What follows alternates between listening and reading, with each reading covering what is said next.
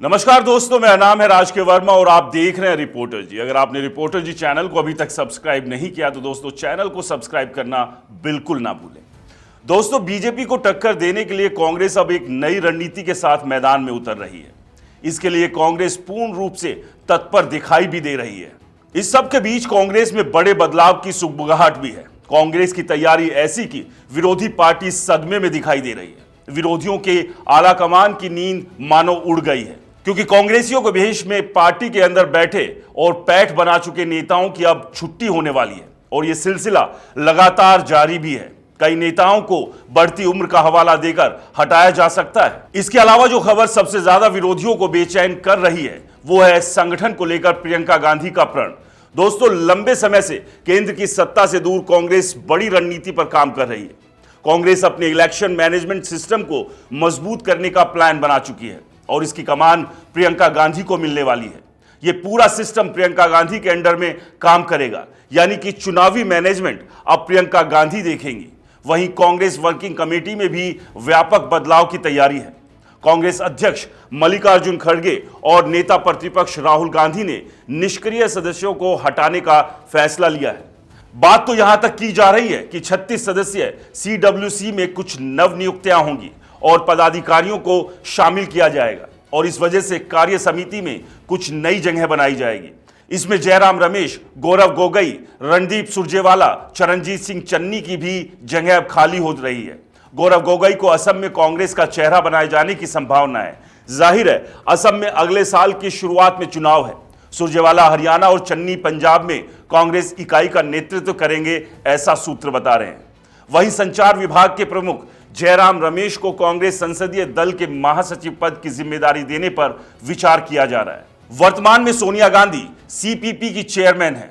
Political narrative set करने की मुख्य जिम्मेदारी संचार विभाग की होती है। ऐसे में कांग्रेस नेतृत्व को लगता है कि हाल में दिल्ली, महाराष्ट्र, हरियाणा में हुए विधानसभा चुनाव में जयराम रमेश ऐसे नैरेटिव सेट करने में पूरी तरह से विफल रहे, जो पार्टी की जीत में मददगार बन सकते थे। पार्टी के भीतर यह माना जा रहा है कि संचार विभाग की विफलता के कारण ही आम चुनाव के बाद से ब्रांड राहुल गांधी को सही ढंग से पेश नहीं किया जा सका, जिससे नेता प्रतिपक्ष की छवि को भारी नुकसान हुआ।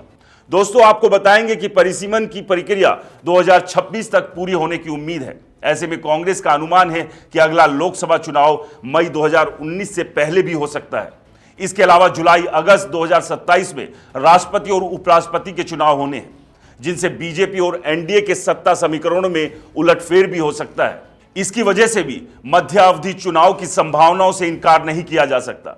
ऐसी परिस्थितियों में एक मजबूत और पूर्णकालीन चुनाव प्रबंधन तंत्र कांग्रेस के लिए केवल महत्वपूर्ण हो गया है, बल्कि राजनीति के बड़े खिलाड़ी के तौर पर अपनी मौजूदगी को बरकरार रखने के लिए भी जरूरी है।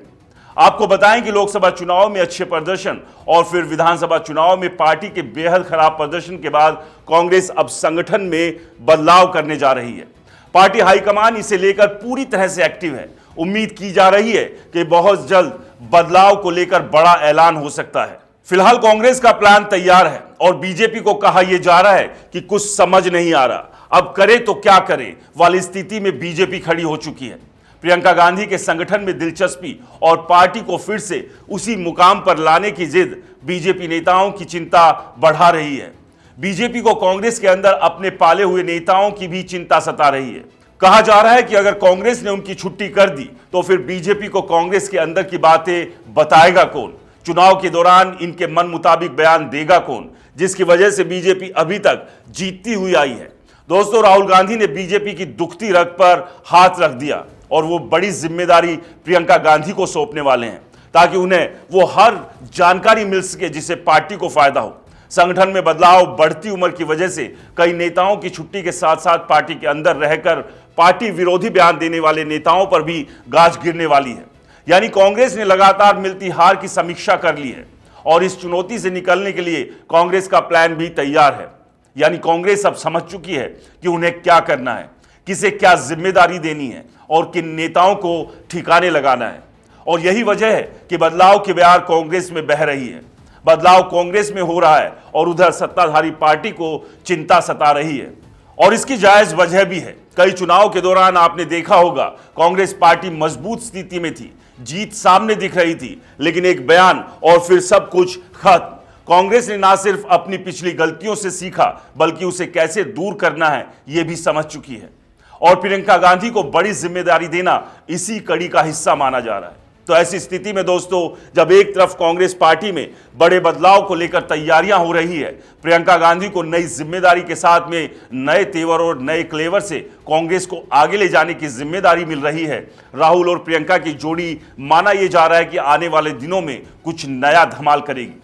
ऐसे में क्या होगा, इसका कितना फायदा होगा, यह तो वक्त तय करेगा। लेकिन आप क्या सोचते हैं, आपकी क्या राय है, हमें कमेंट्स कर जरूर बताएं। नमस्कार।